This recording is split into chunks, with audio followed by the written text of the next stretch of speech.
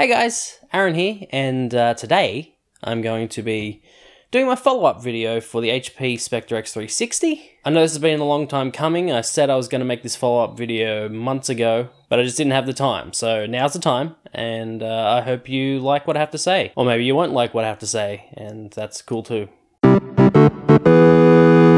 So this follow-up video is for a couple of reasons. One is for a pretty good reason, and one's for a kind of not too great reason. Just clean this up a bit, I've been using it a lot, so.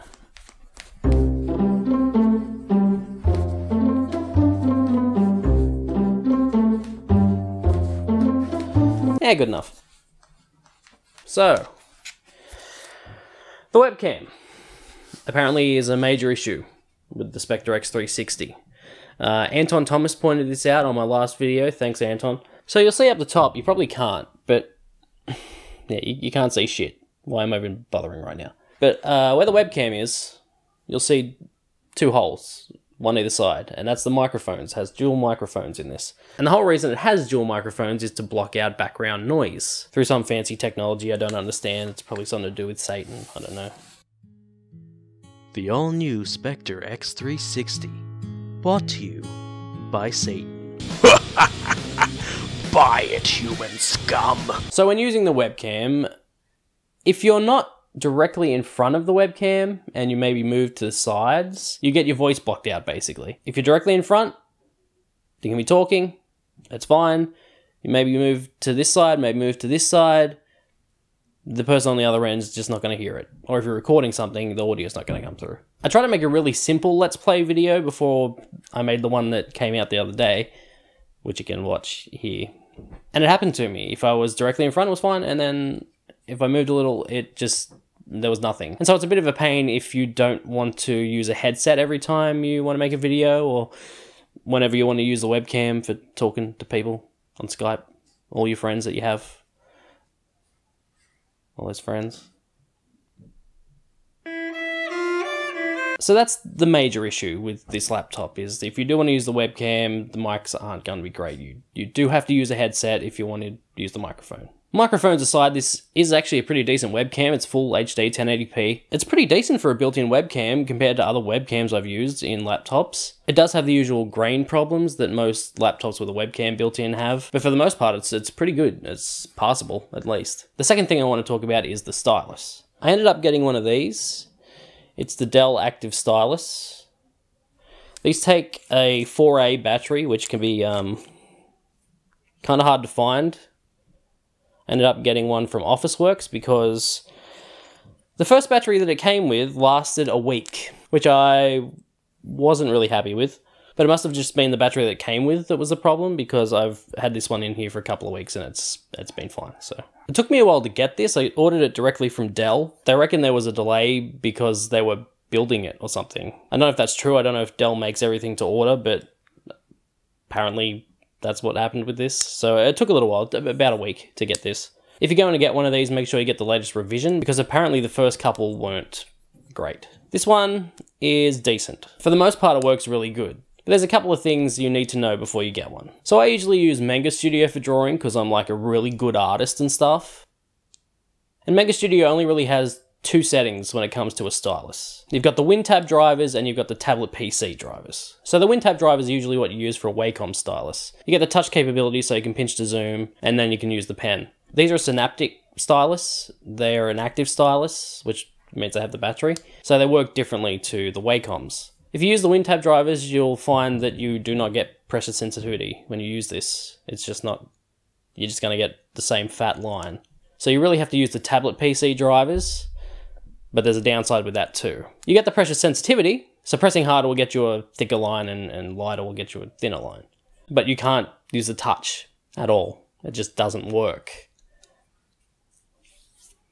So to get around, you have to use the scroll bars or the zoom that's down in the bottom left corner. It's a bit of a nuisance not being able to do the pen and the touch at the same time in Manga Studio, but it's something you just need to adjust to. It's something new and different, until maybe there's a new version of Manga Studio with new drivers for these. Another issue I found with Manga Studio is if you're going to do very small, fast lines, you'll end up with dots above your lines. I think it's just a case of the software not really knowing at first if it's going to be a dot or a line, so it just ends up doing both. And that gets really annoying. So I found that you really have to zoom all the way in and draw big lines that will eventually, when you zoom out, be smaller lines. So apart from Manga Studio, I've used Photoshop and Illustrator as well. I found that Photoshop is actually really good with this. With Photoshop, you can at least use the touch and the pen at the same time. Photoshop's not really a drawing program though, so the actual image quality isn't quite as good as it is with Manga Studio.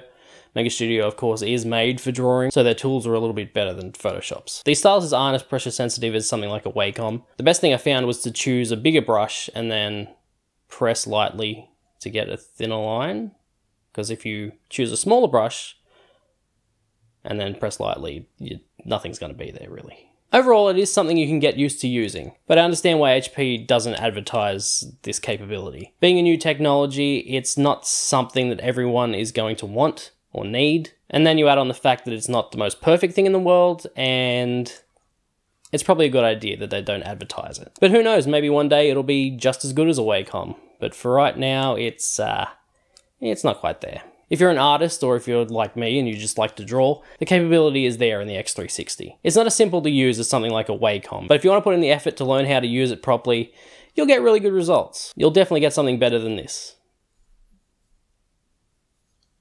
One final thing I didn't address in my last video was this backlight button. See that one lit up there? It's on all the time, and you can't adjust the brightness. It's just there so you can turn the backlight on and off, which is another problem. If you're in a very well-lit room, you're probably not going to be able to see the backlight too much. I honestly don't have a problem with it. It's a tiny little button with tiny little light in it. I don't care. And why the hell would I be using the backlight in a well-lit room? It's for dark places, when it's dark. Dummy. One final thing I'll mention is that the battery life is still friggin' awesome. I'll easily get a full day out of it, no problems. That's if I'm just surfing the web or typing. If I'm doing something more intensive like video editing, or if I want to play games, it's not going to last as long, but it still lasts pretty long. It's been really good. So yeah, case closed on the Spectre X360. You like how I did that? A little bit of a transition, a little bit of a thing I did. This thing's amazing still. I've had it for almost 2 months, and it's just a... oh my god. What the hell's that? If you've been thinking about getting one, get one. It's awesome. As long as you don't mind using a headset when you want to use the webcam, or learning how to use the stylus properly. Hey, maybe you don't even give a shit about either of those things. This is definitely the best laptop I've ever had, and I've had 3. One of those was a MacBook, so... One final note, my fiance got one of the new MacBook Pros, and they have that Force Touch bullshit. What the hell is that? It's the worst touchpad thing I've ever used. It's terrible. This thing clicks. That Force Touch thing just tries to trick you into think you're clicking it. It's the same problem I have with just playing like touchscreen games. There's no feedback there. Like, sure, it makes this, like, vibration when you press down, like, yeah, you made a click, but I didn't feel it go down.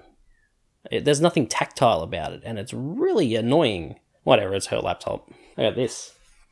I don't need one of those. I got the better one.